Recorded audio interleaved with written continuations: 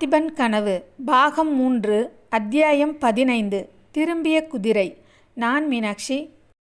கடந்த அத்தியாயத்தில் பொன்னனும் விக்ரமனும் உறையூருக்கு போய் வசந்தத்தீவிலிருந்து வீரவாளை எடுத்துக்கிட்டு திரும்பி வந்து சிவனடியாரை தேடி பிடிச்சி அவரோட உதவியோட மகாராணியை தேடி கண்டுபிடிக்கணும்னு தீர்மானம் பண்ணாங்க. ரொம்ப களைச்சிருந்ததுனால அன்னைக்கு இரவு அந்த மண்டபத்திலேயே தங்கிட்டு காலையில் எந்திரிச்சு உறையூருக்கு போகணும்னு முடிவு பண்ணாங்க. இதற்கிடையில் ஆற்றில் அடிச்சிட்டு போன விக்ரமனுடைய குதிரைக்கு என்ன ஆனதுங்கிறத பற்றி இந்த அத்தியாயத்தில் நாம் பார்க்கலாம். வாங்க கதைக்குள்ளே போகலாம். குந்தவி குழந்தை பருவத்திலிருந்தே தந்தையின் பெண்ணாக வளர்ந்து வந்தவள் என்று முன்னமே குறிப்பிட்டிருக்கிறோம். நரசிம்ம சக்கரவர்த்தியே அவளுக்கு தாயும் தகப்பனும் ஆச்சாரியனும் உற்ற சிநேகிதனுமாய் இருந்தவர். அவளுக்கு ஏதாவது மனக்கிலேசம் ஏற்பட்டால் அப்பாவிடம் சொல்லித்தான் ஆறுதல் பெறுவாள். சந்தேகம் வந்தால் அவரைத்தான் கேட்பாள். ஏதாவது குதூகலிக்கக்கூடிய விஷயம் நேர்ந்தாலும் அவரிடம் சொல்லி பகிர்ந்து கொண்டால்தான் அவளுக்கு பூரண திருப்தி உண்டாகும். ஒரு கதையோ கவிதையோ நன்றாயிருந்தால் அவரிடம் சொல்லி அனுபவிக்க வேண்டும்.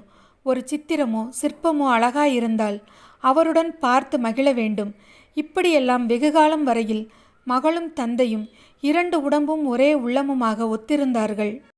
ஆனால் அந்த காலம் போய் 3 வருஷம் ஆகிவிட்டது. அப்பாவுக்கும் பெண்ணுக்கும் இடையே இப்போதெல்லாம் ஒரு மானசீக திரை போட்டது போலிருந்தது. தேசப்பிரஷ்ட தண்டனைக்குள்ளான சோழ ராஜகுமாரனுடைய ஞாபகம் குந்தவியின் மனதை விட்டு அகலவில்லை. எவ்வளவோ முயன்று பார்த்தும் அவனை மறக்க முடியவில்லை. அந்த ராஜகுமாரனை பற்றி குந்தவி பேச விரும்பினாள். ஆனால் யாரிடம் பேசுவது? இத்தனை நாளும் தன்னுடைய அந்தரங்க எண்ணங்கள் ஆசைகள் எல்லாவற்றையும் தந்தையிடமே சொல்லி வந்தாள். ஆனால் சோழ ராஜகுமாரன் விஷயமாக அவரிடம் மனம் விட்டு பேச முடியவில்லை. எப்போதாவது ஏதாவது கேட்டாலும் தன் எண்ணத்தை சிறிதும் அறிந்து கொள்ளாதது போலவே அவர் மறுமொழி சொல்லி வந்தார். தனக்கு தாயார் இல்லையே என்ற குறையை குந்தவி இப்போதுதான் உணர ஆரம்பித்தாள். அந்த குறையை ஒருவாறு நீக்கிக் கொள்வதற்காக அவள் விக்ரமனுடைய அன்னையுடன் சிநேகம் கொள்ள விரும்பினாள். ஆனால் அருள்மொழியை குந்தவி சந்தித்த அன்றே அவள் பரஞ்சோதி அடிகளுடன் தீர்த்த யாத்திரை கிளம்பிவிட்டதை பார்த்தோம். யாத்திரையின் போது ஒரு சமயம் அவர்கள் மாமல்லபுரத்துக்கும் வந்திருந்தார்கள். சில தினங்கள் அந்த கலாச்சேத்திரத்தில் தங்கியிருந்தாள். அடிக்கடி அருள்மொழி ராணியை குந்தவி பார்த்தாள். ராணி அவளிடம் மிகவும் பிரியமாகவே இருந்தாள். ஆனாலும் அவர்களுடைய உள்ளங்கள் கலக்கவில்லை. எப்படி கலக்க முடியும்? தன்னுடைய ஏக புதல்வனை குந்தவியின் தந்தை கண்காணாத தீவுக்கு அனுப்பிவிட்டதை பற்றி அருள்மொழியின் மனம் கொதித்து கொண்டிருந்தது. குந்தவிக்கோ தன் தந்தை மேல் அணுவளவேனும் குற்றம் இருப்பதாக தோன்றவில்லை. தந்தையினிடத்தில் அவளுக்கு இருந்த ஒப்பில்லாத பிரியத்தோடு அவரை பற்றி அவளுக்கு ரொம்ப பெருமையும் உண்டு. இதிகாசங்களில் வரும் சூரிய சந்திர வம்சத்து சக்கரவர்த்திகளைப் போல் பெருமை வாய்ந்தவர் தன் தந்தை. வடக்கே நர்மதை நதி வரையில் சென்று திக்விஜயம் செய்தவர். ராட்சத புலிகேசியை வென்று வாதாபியை அழித்தவர். அப்படிப்பட்டவரின் கீழ் சிற்றரசனாய் இருப்பதே அந்த சோழ ராஜகுமாரனுக்கு பெருமை அல்லவா? 200 வருஷமாக சோழர்கள் பல்லவ சக்கரவர்த்திகளுக்கு அடங்கி கப்பம் செலுத்தி வரவில்லையா? இப்போது மட்டும் என்ன வந்தது? இவ்விதம் அந்த 2 பேருடைய மனோபாவங்களிலும் வித்தியாசம் இருந்தபடியால் அவர்கள் மனம் கலந்து பேச முடியவில்லை. ஒருவரிடம் ஒருவரின் அன்பு வளர்ந்தது. ஆனால் ஒவ்வொருவருடைய இதயத்திலும் ஒரு முக்கியமான பகுதி பூட்டப்பட்டு கிடந்தது. ஒரு நாள் அருள்மொழி ராணி ஓரளவு தன் இருதயத்தின் கதவை திறந்தாள். குந்தவியின் தந்தைக்கு தன்னை மனம் செய்து கொடுப்பதாக பேச்சு நடந்ததையும் தான் அதை தடுத்து பார்த்திப மகாராஜாவை கல்யாணம் செய்து கொண்டதையும் கூறினாள். விக்ரமனுடைய பிள்ளை பிராயத்தில் அவனுக்கு குந்தவியை மணமுடித்து வைக்க தான் ஆசைப்பட்டதையும் தெரிவித்தாள். அப்போது குந்தவியின் உடம்பெல்லாம் புலகாங்கிதம் அடைந்தது. ஆனால் பிறகு ராணி அதெல்லாம் கனவாய் போய்விட்டது. பாக்கியசாலியான வேறொரு ராஜகுமாரனை நீ மணந்து சந்தோஷமாய் வாழ்வாய் என்று சொன்னபோது குந்தவிக்கு கோபமே வந்தது. இல்லையம்மா, எனக்கு இல்லறத்தில் பற்று இல்லை. உலகத்தை துறந்து நான் சிவவிரதையாகப் போகிறேன் என்றாள் குந்தவி. அவள் அவ்விதம் கூறியதன் கருத்தை ராணி அறிந்து கொள்ளவில்லை. பிறகு ஒரு சமயம் குந்தவி இளவரசர் விக்ரமன் பல்லவ சாம்ராஜ்யத்திற்கு கப்பம் செலுத்த இசைந்தாள். இன்னமும் திரும்பி வந்து சோழ நாட்டுக்கு அரசராகலாமே என்று சொன்னபோது அருள்மொழி ராணியின் முகம் அருவருப்பினால் சினுங்கிற்று. அதை காட்டிலும் விக்ரமன் செத்துப்போனான் என்ற செய்தி எனக்கு சந்தோஷத்தை அளிக்கும் என்றாள். மாமல்லபுரத்தில் அருள்மொழி ராணி தங்கியிருக்கும் போதுதான் ஒரு நாளைக்கு சிவனடியார் வந்து மகாராணியை பார்த்து பேசினார். அவர் பேசிவிட்டு திரும்பி போகும் சமயத்தில் குந்தவி அவரை பார்த்தாள். உடனே பழைய ஞாபகங்கள் எல்லாம் வந்துவிட்டன.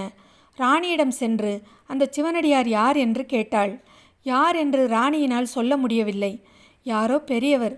என் பதி வீர சொர்க்கம் சென்ற பிறகு இவர்தான் எங்களுக்கு குலதெய்வமாய் இருந்து வருகிறார் என்றாள். குந்தவி மனதிற்குள் குலதெய்வமில்லை, குலசனியன் என்று நினைத்து கொண்டாள். பின்னால் அருள்மொழி தேவி காவேரி சங்கமத்தில் கடலில் மூழ்கிய செய்தியும் அவளை யாரோ தூக்கிச் சென்றதாக வதந்தியும் காதில் விழுந்தபோது, தூக்கி கொண்டு போனவர் அந்த போலி சிவனடியாராய்த்தான் இருக்க வேண்டும். ஏதோ கெட்ட நோக்கத்துடன் அந்த வேஷதாரி இத்தனை நாளாய் மகாராணியை சுற்றியிருக்கிறான் என்று நிச்சயம் செய்து கொண்டாள். இந்த துர்சம்பவத்துக்கு சில காலத்துக்கு முன்புதான் குந்தவியின் தமையன் இலங்கையை வெற்றி கொண்டு திரும்பி வந்திருந்தான். அவன் தன் சகோதரியிடம் அளவற்ற வாஞ்சை வைத்திருந்தான். குந்தவி தன் உள்ளத்தை ஓரளவு திறந்து காட்டுவதும் சாத்தியமாய் இருந்தது. தன் சகோதரியின் மனோநிலையை உணர்ந்து மகேந்திரன் தானே செண்பகத்தீவுக்கு போய் விக்கிரமனை எப்பாடுபட்டேனும் திருப்பி அழைத்து வர தீர்மானித்தான். இந்த எண்ணத்துடனேயே அவன் சக்கரவர்த்தியிடம் சாவகம், காம்போஜம் முதலிய கீழ் சமுத்திர தீவுகளுக்கு படையெடுத்துச் செல்ல அனுமதி கேட்டான். சக்கரவர்த்தி இதற்கு சம்மதியாமல் தமக்கே கடற்பிரயாணம் செய்யும் உத்தேசம் இருக்கிறதென்றும், அதனால் மகேந்திரன் யுவராஜ பதவியை வகித்து பல்லவ சாம்ராஜ்யத்தை பரிபாலிக்கும் பொறுப்பை வகிக்க வேண்டுமென்றும் வற்புறுத்தினார். மகேந்திரனால் இதை மறுக்க முடியவில்லை. இந்த நிலைமையில் குந்தவியின் வற்புறுத்தலின் மேல் மகேந்திரன் மாரப்ப பூபதியை சோழ நாட்டின் சேனாதிபதியாக்கியதுடன் அவனை மாமல்லபுரத்துக்கும் தருவித்தான்.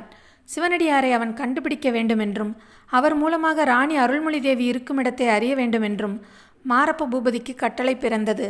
அதோடு குந்தவியும் மகேந்திரனும் உறையூர் வசந்த மாளிகையில் சில காலம் வந்து தங்கப் போவதாகவும் அதற்கு வேண்டிய ஆயத்தங்கள் செய்ய வேண்டுமென்றும் அறிவிக்கப்பட்டது. அவர்கள் உறையூர் போவதற்கு சக்கரவர்த்தியும் சம்மதம் கொடுக்கவே மகேந்திரனும் குந்தவியும் மற்ற பரிவாரங்கள் புடைசூழ ஒரு நாள் பிரயாணம் கிளம்பினார்கள். விக்கிரமன் காட்டாற்று வெள்ளத்தில் அகப்பட்டு தப்பி பிழைத்த அன்றைக்கு மறுநாள் உச்சி பொழுதில் அந்த காட்டாற்றுக்கு சுமார் ஒரு காத தூரத்தில் அவர்கள் வந்து கொண்டிருந்தார்கள். குந்தவி பல்லக்கிலும் மகேந்திரன் குதிரை மேலும் அமர்ந்து பிரயாணம் செய்தார்கள்.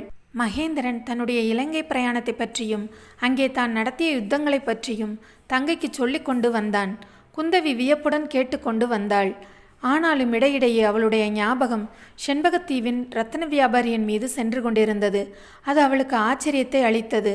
அந்த இரத்தன வியாபாரி வராமல் போனதினால்தான் என்ன, எதற்காக தன் மனம் அவ்வளவு கவலையுறுகிறது என்று ஆச்சரியப்பட்டாள். அவன் தனக்கு செண்பகத்தீவு என்று சொன்னபடியால் சோழராஜகுமாரனை பற்றி அவனிடம் விசாரிக்கும் ஆவல்தான் காரணம் என்று தன்னைத்தானே சமாதானம் செய்து கொண்டாள். இல்லை இல்லை, அவர்கள் இருவருக்கும் உள்ள முக ஒற்றுமைதான் காரணம் என்று ஒரு மனம் சொல்லிற்று. ஆனால் அது உண்மையா, அல்லது நம்முடைய கண்கள் தான் நம்மை ஏமாற்றி விட்டனவா? உண்மையில் அத்தகைய முக ஒற்றுமை இருந்தால் அப்பா அதை கவனித்திருக்க மாட்டாரா? கவனித்திருந்தால் அவனை வழிப்பறிக்காரர்களிடமிருந்து காப்பாற்றி உறையூருக்கு அனுப்பி வைத்திருப்பாரா? அதெல்லாம் இல்லை, நம்முடைய பிரம்மைதான் காரணம் என்று இன்னொரு மனம் சொல்லிற்று. இத்தகைய எண்ணங்களுக்கு மத்தியில் உறையூரில் ஒருவேளை அந்த இரத்தன வியாபாரியை சந்திப்போமா என்ற நினைவு அடிக்கடி தோன்றிக் கொண்டிருந்தது. இப்படியெல்லாம் குந்தவி தன் மனதுக்குள் எண்ணமிட்டு கொண்டும் ஒரு காதில் மகேந்திரனுடைய பேச்சை ஊங்கொட்டி கொண்டும் பிரயாணம் செய்து கொண்டிருக்கையில் அவர்களுக்கு எதிரே திடீரென்று தோன்றிய ஒரு காட்சி அவளை ஒரேடியாக தூக்கி வாரி போட்டது. இத்தனைக்கும் அந்த காட்சி வேறொன்றும் இல்லை, சேணம் போட்டு அலங்கரிக்கப்பட்டிருந்த ஒரு உயர்ந்த ஜாதி குதிரை முதுகில் ஆள் இல்லாமல் தனியாக வந்து கொண்டிருந்த காட்சிதான். அதை கண்டு ஏன் அவ்வாறு குந்தவி திடுக்கிட வேண்டும்? அவளுக்கே தெரியவில்லை. குதிரை இன்னும் அருகில் வந்தது. அது அவளுடைய தந்தையின் குதிரைதான் என்பது ஐயமறத் தெரிந்தது. சில சமயம் சக்கரவர்த்தி அதில் ஏறி வந்திருப்பதை அவளை பார்த்திருக்கிறாள். அது எப்படி இங்கே வந்தது? ஒருவேளை அப்பாதான்? அவ்விதம் இருக்க முடியாது. அப்பாவிடம் காஞ்சியில் விடைபெற்று கொண்டுதானே கிளம்பினோம். நமக்கு முன்னால் அவர் எப்படி வந்திருக்க முடியும்? வந்திருந்தாலும் குதிரை ஏன் இப்போது தனியாக வருகிறது? சட்டென்று ஒரு விஷயம் ஞாபகம் வந்தது. இரத்தன வியாபாரிக்கு குதிரையும் கொடுத்து அனுப்பியதாக அப்பா சொன்னார் அல்லவா? குதிரைக்கு பதிலாக அவன் கொடுத்த இரத்தனங்களையும் காட்டினார் அல்லவா? ஆமாம், இரத்தன வியாபாரி ஏறி சென்ற குதிரையாகத்தான் இருக்க வேண்டும். ஆனால் அது ஏன் இப்போது தனித்து வருகிறது? இரத்தன வியாபாரி எங்கே? அவன் என்ன ஆனான்? குந்தவியின் அடிவயிறு அப்படியே மேலே கிளம்பி அவளுடைய மார்பில் புகுந்து மூச்சை அடைத்துவிடும் போல் இருந்தது. குதிரை ஏன் தனியாக வந்தது? இரத்தன வியாபாரிக்கு என்ன ஆனது? இந்த கேள்விக்கான பதில் குந்தவிக்கு கிடைச்சதாங்கிறத அடுத்து வர்ற அத்தியாயங்களில் நாம் பார்க்கலாம். இதுவரைக்கும் என்னோடய சேனலை சப்ஸ்கிரைப் பண்ணவங்க எல்லாருக்கும் ரொம்ப நன்றிங்க. தொடர்ந்து கதையை கேளுங்க, சப்ஸ்கிரைப் பண்ணுங்கள், சப்போர்ட் பண்ணுங்கள். நன்றி.